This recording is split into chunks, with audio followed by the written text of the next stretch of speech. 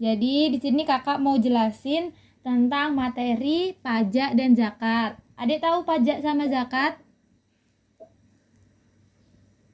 Tahu.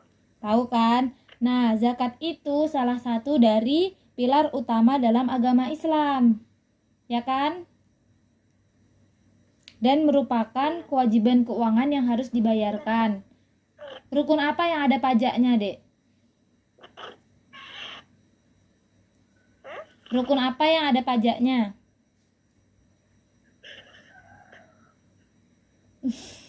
Nggak tahu.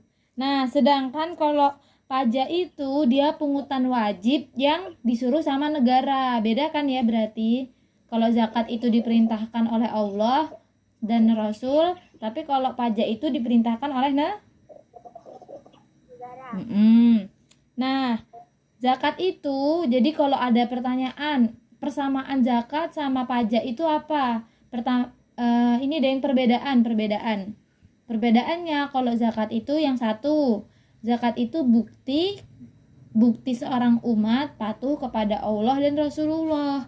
Sedangkan kalau pajak itu bukti warga patuh terhadap pemerintah. Itu yang pertama. Yang kedua, kalau zakat itu kadarnya ditentukan oleh Al-Quran dan hadis, sedangkan kalau pajak itu kadarnya ditentukan oleh negara, oleh pemerintah. Nah, coba apa tadi yang pertama? Yang pertama, zakat itu apa ya? Bukti Itu apa? Membayar. Bukti taat kepada Bukti taat kepada Allah dan Rasul. Tapi kalau pajak itu bukti warga taat kepada Pemerintah. Terus yang kedua tadi, kalau kadarnya zakat itu ditentuin di dalam Islam. Dalam Al-Quran dan Hadis. Tapi kalau ketentuan pajak, kadarnya pajak ditentuin sama pemerintah. Sama negara. Betul, pinter. Nah, habis itu bentar.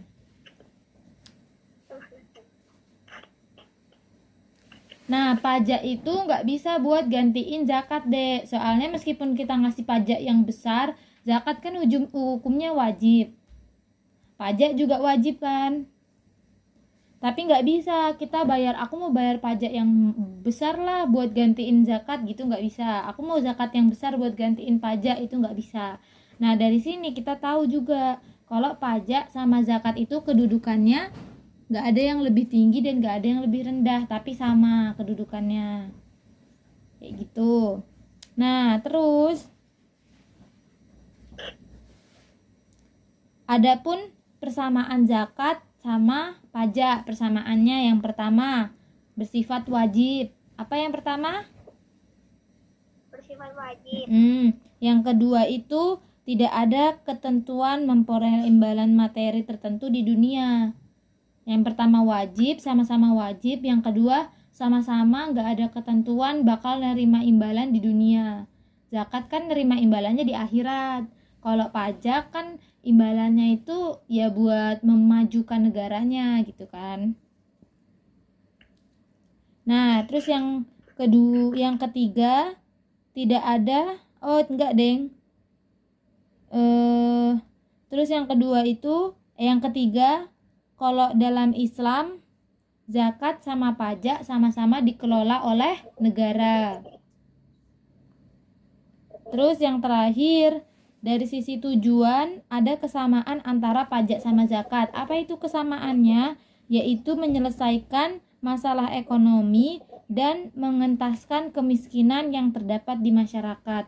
Jadi intinya tujuannya pajak sama zakat itu hampir-hampir sama, buat menghilangkan atau menyelesaikan masalah ekonomi yang ada di suatu tempat, satu negara.